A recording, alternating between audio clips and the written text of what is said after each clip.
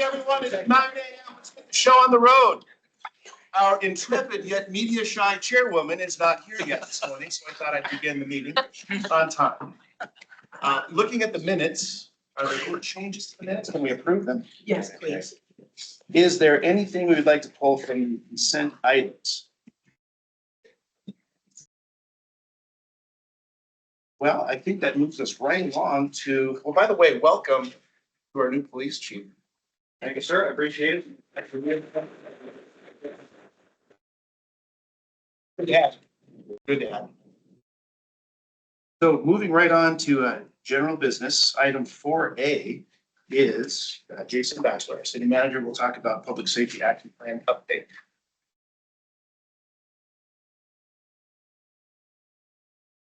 Get on this one. So our first one is staffing and crime. So you had to see here our staffing in terms of that. Chief, you guys want to give any updates in terms of what's going through the academy right now? Yeah, so right now, we've got 40 in the basic academy. They will graduate on December 12th. They will go then, and after that, so they will actually be solo patrol, looking way ahead, but April of 2025. So, but that's 40 in the academy right now. We got 24 in FTEP right now. So field training, they will complete on November 2nd. So coming up in about 6 or 7 weeks, 7 weeks, probably those will be released out into supplement our current staffing. So that's what we have. We have 2 in the lateral academy. And then additionally, Dan Singleton started the cadet program a couple of weeks ago, and that's our partnership with CCA. And we have 8 cadets that are in that pilot cadet program that we're just getting off the ground. So that's really exciting. We're happy about that. So that is where we are right now with regard to the academies and training. Yes. Yeah, Chris, I wonder if you could track out of the cadet program, how many actually officers do we eventually, I know that's not the objective of the program, but I think it'd be nice, interesting to know how many people from the program actually applied and were accepted in the APD. That actually is the goal. No, we're very clear about The it. primary goal? Is Okay, I thought it is, was yeah. more just exposure. No, it is absolutely our goal is to transition them to officers. And if they don't, for whatever reason, choose to or qualify to become a police officer, then as part of the requirement of the program, because there is a scholarship program to that, they have to do some type of service to the city in order to get the loan forgiveness on that. And so whether that's at our 911 center, somewhere else in the city, there's a requirement for that. So that it is the stated goal to Okay, have them become police officers. okay, good. Okay, anything else on staffing? Any other questions? As we've talked about, it is a long road from filling those vacancies, getting them through the academy, getting them through FTEP. So our numbers are good. We're still a little ways out. And right now, the other main effort we've got going on is filling our January academy. And so we're still working very hard with civil service, with our HR team to make sure that we have a large January academy. So I don't know if any updates, obviously still. It's still. So we're just entering the background phase. So we're doing hiring for the January Academy is basically in 3 phases to kind of break up the work and also to get folks onboarded as quickly as possible after their application process. So the first group of applicants, we should be getting backgrounds here in the next couple of weeks. And I think we've got about 36 still in that process. For those backgrounds, it'll come to the chief's office for review. And then out of that, it's usually somewhere in the 50% of those turn into viable candidates at the end. We also have fitness testing and oral boards for the second phase of hiring for that coming up this next week. And we're doing some preliminary file reviews on another about 125 applicants there. So those will go through fitness testing and oral boards this next week and finish getting moved on into the background process. Then phase 3 closest one. Yep. Phase 3 still doesn't close till November. So So we've got quite a bit of time. That one just went live again. So there's another current posting live that we're working through that one right now as well. So I may have missed it, but how are the lateral acquisitions coming along? Good question. Yep, so we have the two that are in right now. We also have, we just accepted another in-state lateral that we're bringing on as a pre-hire. And I've got actually have another interview in a couple weeks and another half dozen or so in the pipeline. So we have one accepted already for the January, one pending an interview in a couple weeks, and yep, still working on those. Yes, sir. I just, those seem a little lower than they've been previously, and so, what are our recruiting efforts right now for laterals? So laterals, I mean, laterals are tough right now. It's, everybody's fighting for the same qualified folks around. As well as obviously we're making sure we're holding our standards in regards to the folks, and avoiding taking on somebody else's problems, so to speak.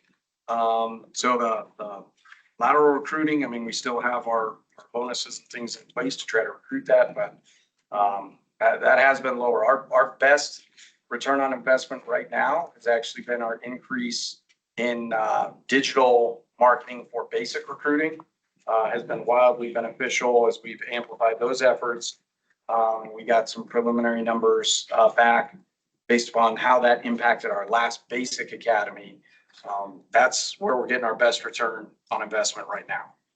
I know there was an effort to go to different cities where we felt competitive and we were recruiting from those cities. Yeah, and we're still hitting them, including those same digital marketing efforts, creative marketing campaigns, billboards, pre-contacts, but it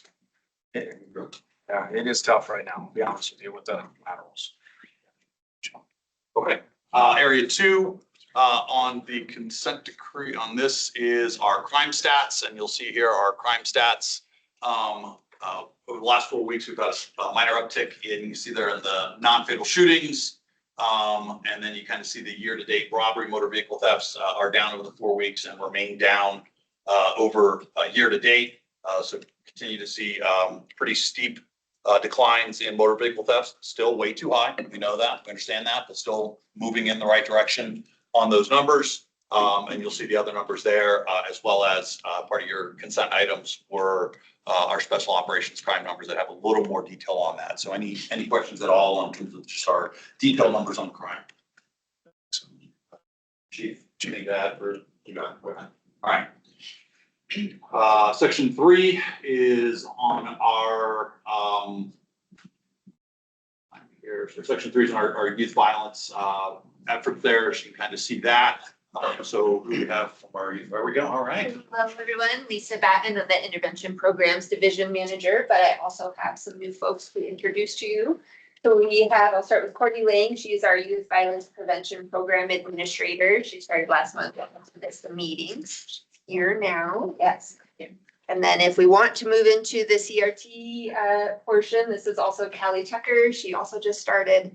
She's our new program administrator for that program as well. So you kind of see our numbers on youth violence. Just to reiterate, one of the things is our contracts on our grant awards has closed. So we've not issued and don't plan to issue another round of funding opportunities for our nonprofit agencies. We're kind of moving away from that based on discussions with council and other things. So we're getting kind of closeout reports for those granting agencies, and you kind of see the numbers there for our youth violence stuff. Can you go back again for me to the totals? Yeah, so 7,167 youth were served out of the 561,602 allocated. That's dollars for the whole year. So those contracts ran from June of 2023 to June of 2024. So we've closed out all of those grant awards with the nonprofits that we were, and those are the final numbers from the number of youth served. And again, there was a wide variety of different types of nonprofits doing mentoring to fitness themes to more therapy focused. So those are all closed out now. And then the state program is separate from that. Any questions on that? Okay, and then moving on to section 4, which I think now is our mental health crisis response. So you can kind of see our numbers in terms of our CRT, in terms of how those calls also turned out, as well as our 2 teams for our mobile response. And need additional details for that on that one. Unless council has questions. Regarding CRT, I wonder if CRT could present before a study session, just some of your victories. I know there's some amazing examples of what you guys are doing. Yes. Sure, you study session? Okay, if you guys are okay with that, we'll do that. We'll get that scheduled. Okay. And then finally, our homeless abatements. Emma, you want to provide any updates on that? Only updates, I missed the notifications up there, but I have them here. We had 421 notifications in August, which is more than we normally get. I was just comparing them to previous months, and that was a lot of notifications for us about existing camps. So we'll be looking a little bit closer into that of like why we're getting more complaints. I don't think it's more camps necessarily. I think we probably have the same number of camps. It might have been that we were abating more in August. We actually had more abatements in August this time than the few previous months by, I don't know, 20, which means people were moving around more, which means they might be more visible at the same time, moving to different parts of the city. But we'll look into that a little bit more, and I'll have some better information about that next month. And yeah, we had around 175 folks who were at camps total when we abated them. And that's some numbers I'll be getting as well for comparisons of previous months, how many people were getting at camps, because my staff is telling me camps are getting larger. I think people are congregating at camps together. So we're looking into that and how we can manage that a little bit better as well. My team is back up to 2 people again. We were down to 1 person for a while there, which means we were a little slower getting to camps. It's just a little harder when it's supposed to be a team of 2 and it's a team of 1. So I think we're catching back up, and hopefully we won't have quite as many very large camps moving forward. We'll be, again, working on that as well. And we had a lot of people who wanted to go to pallets, and that's very typical. Most folks really want to go to pallets and do typically want to go to shelter if it's an option that they feel comfortable with, which is pallet shelters. And no one said yes to Comitis, which also, again, is typical. People don't want to go to congregate sheltering as much, or at least they don't want to go to Comitis specifically. And that's for a number of reasons, which could be they have to sleep on a mat on the floor. It's only a 3-day stay when they go to Comitis, so they don't have as much time to stay there. And they just don't like packing and moving their stuff quite as much if they don't have to. And I think people have listed safety concerns a lot when they go to Comitis. So many reasons people don't go there, but that's just a few. Yeah, that's my update. Questions on any of that? What's the abatement schedule? Is it once a week, once every 2 weeks? We go Tuesday through Thursday every single week, and sometimes we go out on Fridays as well. So we go out every week, multiple days a week. I'm sorry, I misunderstood. Twice a week. Every day, 3 to 4 days a week. 3 to 4 days a week you go out. We're gonna say, or that is also the full team, so including our outside contractor piece. So that's when we're saying we're abating. Part of this is also making sure they've got the resources and availability to go abate camps. Yes, sir. You know, one thing, if you talk to Houston, because what I find is that maybe an encampment will move and their trash will be there, but they won't be there. And so if there's any way they can get to that, would be helpful as well. Yeah, if we know about it and we know that it's just trash at that point, that's easy for us to clean up. Sometimes we have to determine, is this actually a homelessness encampment, or is this just people dumping trash? Because that happens a lot too. But typically we know if it was a camp prior. So if you see stuff like that, please send them to me and I'll get my team to have Keeson clean that up. An observation that I've had is when you work in the same area for a number of years, you drive the same corridors or shop at the same places. I'm seeing a lot of new faces that are transient, coming to these spots. A lot of drug use, a lot of drug sales, open, just blatant open drug use. I wonder perhaps if RTD, that the light rail from Denver, into Aurora, 225 and out, for example, would be a reason for that. Are people paying the fares on RTD? Are they riding it for free? I wonder, I'm trying to think why I'm seeing so many new faces. They're just invading parking lots and the fronts of businesses and creating a lot of angst with landlords. Yeah, I'm not sure why that would be. I mean, that's certainly something we could be asking folks. Like, why are you coming over here at this point? Like, I haven't seen you here before. What made you come to this location? I could ask my team to start asking questions like that. But yes, I do think being close to bus lines and easy transit can bring different people in, from different parts. We're also meeting with our TV today, so that's about that specific They're enforcing those fares and help. Okay. I'm glad you asked that because I'm noticing on I-225, particularly between 13 and Colfax, along that corridor, you can see them from the highway. This camp is getting bigger and bigger, right behind that bus barn, in the field right there off I-225. Do you know what I'm talking about? And there's the 13th Street station where the bridge is. That camp is getting bigger and bigger. I was just by there yesterday. And then on Colfax, right there as you get off to go to the VA, there's a camp underneath that. There's some trees there, and that camp, I've noticed that it's getting bigger.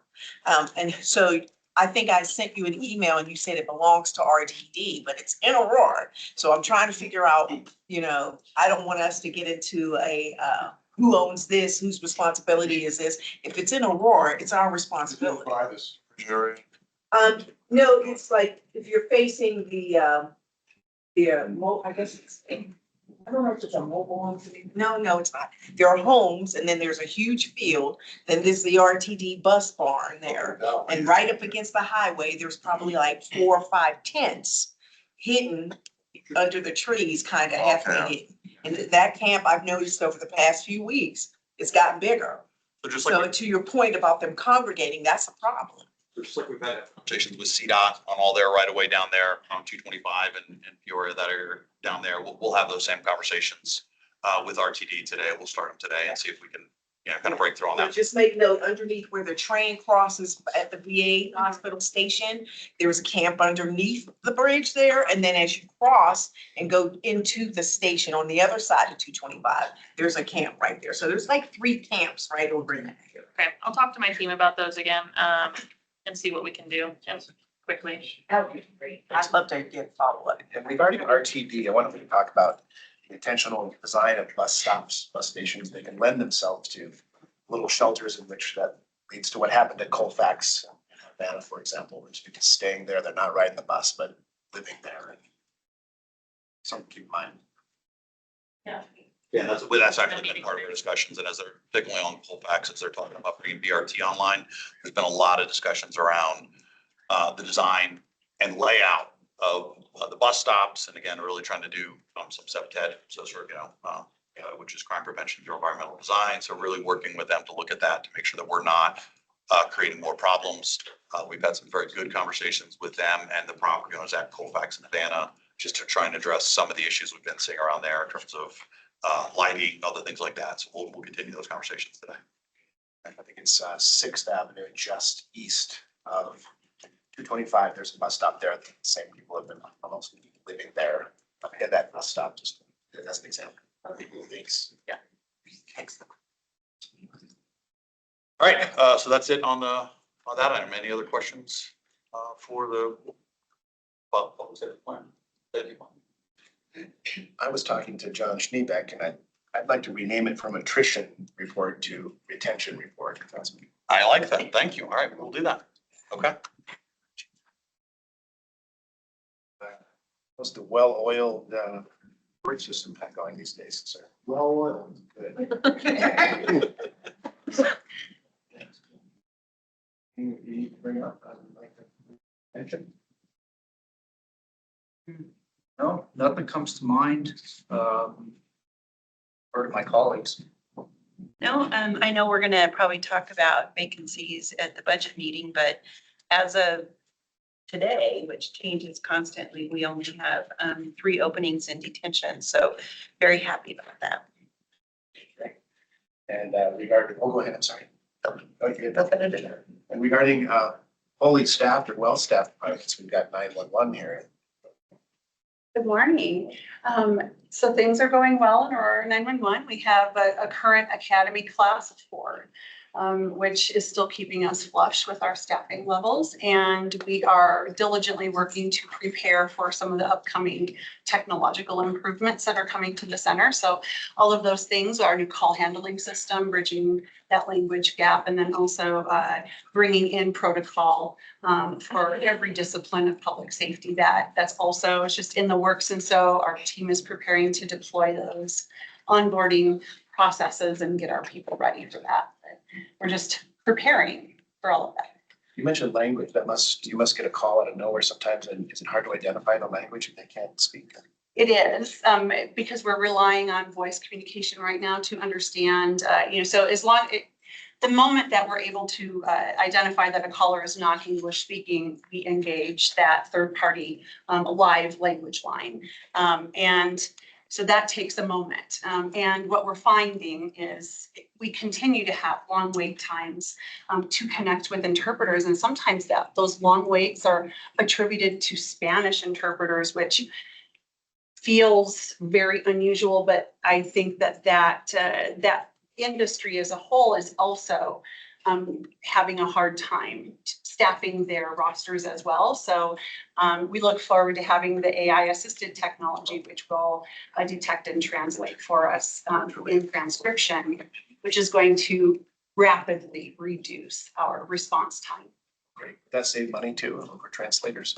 Absolutely. We're paying roughly $20,000 a month currently to Language Line. And so our platforms are essentially a one-time cost.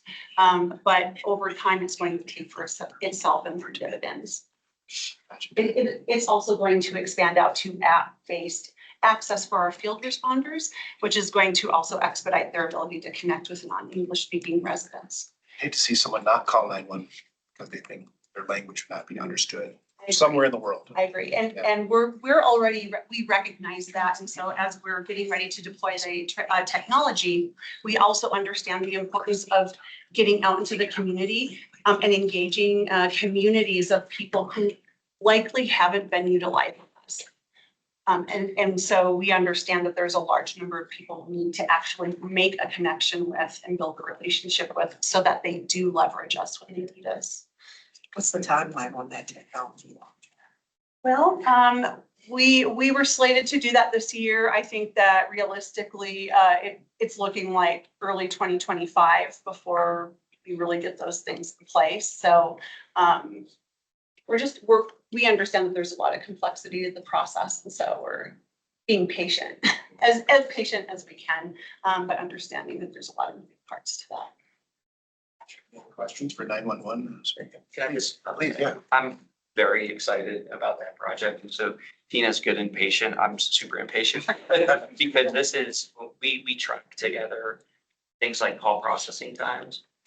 And we believe, and it's difficult to really tease out the data, we believe that there's disproportionately long call processing times for people who don't speak English as their native language. And so what that does is that delays response from us, it delays response from PD, because we've got to connect with, I had a great time sitting with call takers and listening to that process, and it's not instantaneous.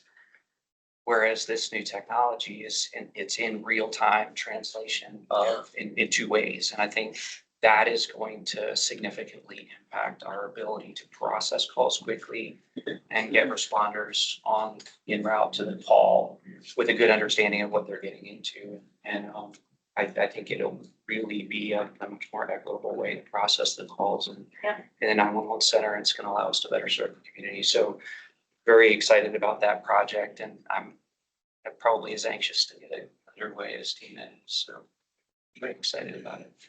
Just for the record, I'm faking it until I make it. Is that what it is? With your patience? Great. Well, I observed on Instagram yesterday, our school board for APS president had visited one of the fire stations, Sevens. And she had the most glowing things to say about the professionalism and the compassion. And it sounded like it was a busy day, went from call to call. But again, she was like my ride was there at Sevens. The compassion and engagement and the help they provided. So little props there. But how are things going? Going well. Our retention numbers, change it in real time, much better. We're about 50% of where we were last year. And so this department had a history of being a destination department where people would come and stay until retirement, as well as attracting laterals. And we will have a lateral academy next spring, which we call a fast track academy because they only take 6 to 8 weeks to go through it instead of the 20 to 22 weeks that is the full academy. So what these numbers tell me is that the organization is getting back to that place where we were a destination. And we've even got some people who left previously who are returning, that's exciting. It's exciting to see. So I'll change that to retention because I think that's probably an accurate description. Just a couple of things for really the community, just about the months and season we're getting into. So September is Suicide Prevention Month, and September 10th was actually World Suicide Prevention Day. And the intent of these observances is really to open the dialogue and talk about something that's impacting the community, the state, the country, and in a lot of ways disproportionately impacting public safety service. And the fire service specifically is about double the community numbers when it comes to suicide. So we've done a lot of things here in the city to support our first responders and our first responders to give them some support through peer support, through psychological services that are no cost to them. Chaplaincy programs, the EAP, and things like that. So I think we're doing a lot of things right here, but it never hurts to have the conversation. And so hopefully you'll have those conversations in your ward meeting. Just remind people that there are national hotlines and all kinds of things that they can access to if they feel like they're in crisis. Fall is also Fall Prevention Month. And so Fall Prevention Week is the 23rd through the 27th. And we've got a variety of tips if you need them to help members of your community understand how to prevent fall risk. Obviously, for our aging population, falls can be a life-changing event. So, you see a rapid deterioration out of people who fall and break a bone and lack mobility. There's a lot of collateral things that happen downstream. So, we have some tips if you need them for your ward meetings. We'd be happy to share those with LPCs that go out and attend those so they can share some of those tips as well to try and reduce the risk and prevent a 911 call or their need to have somebody come and help them. So that's all I've got. Okay. Questions for fire? If there was a handout, really good. I love handouts. So if you have those, I'd love to, so we can dispatch those out to the community, post on our socials like that. I think that would be very helpful. Thank you.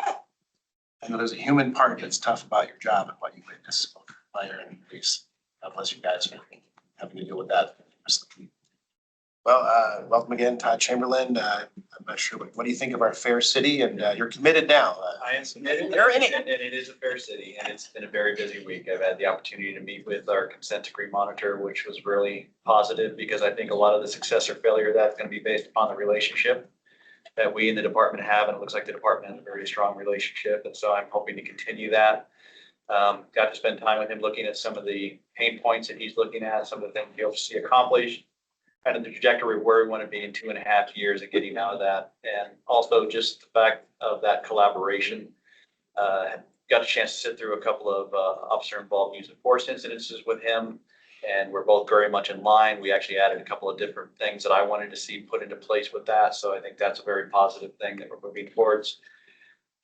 Immediately got hit with the Venezuela issues that's going on. And again, I understand the urgency related to that. And so we actually started a call. Every day we have a call for a debriefing call. It's basically a 15-minute call where all the participants come together in relation to what is going on in the Venezuela community, specifically related to the gangs. And it's basically just an information dump, and it's kind of brought some clarity that I think was missing a little bit. And so I'm very excited about that as well. And on the homeless issue, I completely agree with you in regards to the transportation cycle. I think that's something that we have to really liaison with the Denver Police and the Denver Rapid Trail, whatever they're called. I'm not sure what they're called here. Because historically, a lot of individuals that are experiencing homeless will use the rails as a transportation system from one place to another. And whatever anchor point brings them there. I think that's going to be an interesting thing where we can start to use data to see where actually people are coming from. Are they actually residents? Do they have an anchor point here in Aurora? Or are they coming from outside to get services that maybe aren't offered somewhere else? And that's always a thing that you'll see. You'll see where they will go to places where they can get the most services and the best services, and then they will take the rail back to where they feel comfortable, or they will just set up encampments. So again, there's a lot of issues with that. On the sworn staffing, I'm very much a realist on that, and I'll be very, very clear and concise. We do look great with 69 games, but we also have 65 losses as of August the 31st. And right now we have a turnover rate of about 9.5% down for the year. So it is something that we're still struggling with. It's something that we're really going to be focusing on and moving forward in the future. But other than that, that's what's been done in 3 days. And I have a very supportive process with my chief, who has been incredible. And then all the people here have been absolutely amazing. All the officers and the chiefs and the commanders, and everybody else. Excellent. Aurora Police will become a destination desired department. So like I got a chance to address those 41 recruits that were standing out there. I said, congratulations on joining the greatest department in the United States. And I think they were very happy to be here. Excellent. Thank you, sir. Welcome. Thank you. Did we miss any other departments or chime in? We're doing well on time. Anything else? Well, I just said, Chief, you and I have already talked about this. Some of the things that we have been experiencing lately with regards to the parking lot parties all over the city right now. Well, at least in Ward 1, 2, and 3, and 4, particularly. And we had talked about it briefly. Do you have a strategy? I know it's starting to get cold, but for some people, it doesn't really matter. And so I want to see what actively we're going to try to do to mitigate some of these parking lot parties. And I'm gonna just talk briefly and then I'll let Chris kind of get a little more in the weeds, but it's funny because one conversation I've already had was specifically about that, where there's these large trucks, which I have not seen, that come in and they take over a complete neighborhood. They have speaker systems set up. And I wish I could remember which one of the staff I spoke to. I really can't, but they've said that they have spent time going in and out of that place, and it's a secular problem that does happen. One thing I was talking with Chris about today is the possibility of using some funds to try to put together a party car. Maybe a party car can be specifically focused on activities like that, that looks at events that just kind of blossom up and take over, and noise ordinances and things like that, and focus on those particular locations, and that would be their primary duty. I cannot commit fully to that yet until I understand it a little bit better, and until I understand issues as far as what else we would compromise to respond to that. But I can tell you, we are going to address that, and we are going to look at it. I want to look at the harm index also as well, and see if we're fighting violent crime or if we're fighting a noise issue. I'm going to have to really balance that out. But right now, I think we can get resources to start focusing on specifically, whether they're called a party car, whatever they're called, who cares? But have something where someone has knowledge, understanding, and expectations to go out and achieve that goal. Because what I've been seeing is with these, and I'm telling you, in my neighborhood where I live, this truck had lights. I mean, it was like a floating disco arena. The thing was so loud. I live almost a mile away from the event. I drove over there. My floor was vibrating. That's how loud it was. I'm like, oh boy, a deer doctor's gonna have time with you guys, because it was incredibly loud and you could feel it. And in conjunction with that, there's racing. So you've got the parties and the racing, and in one of the parking lots at Kaiser, they have been thoughtful. They put barriers, those, I don't know what you call them.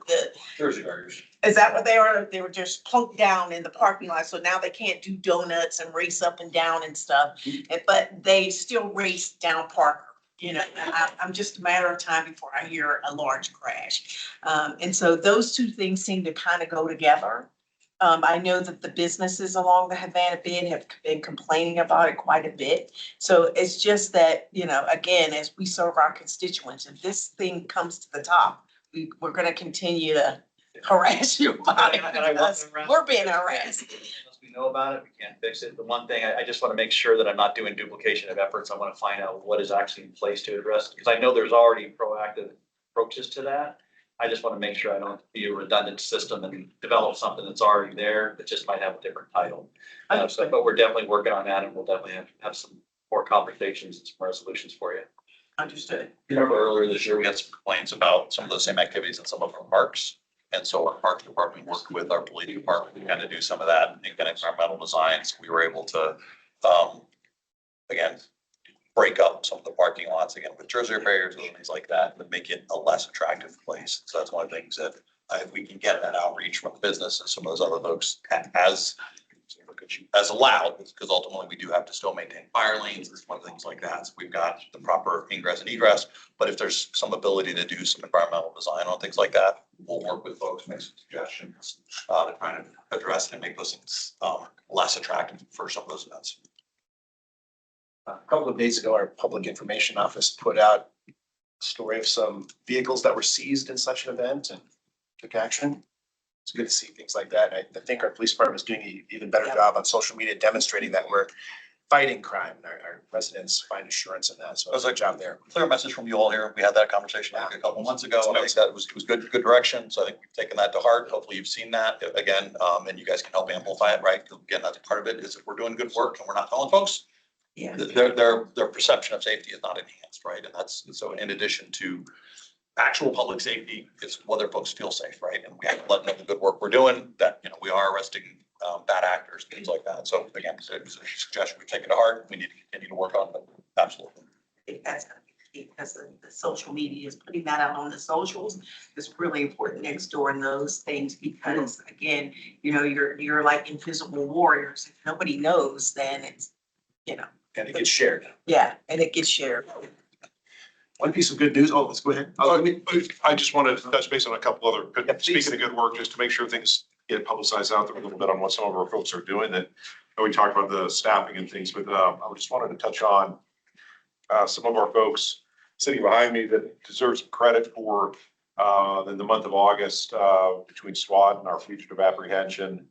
24 felony arrests, 15 guns off the street, 10 search warrants executed by those folks.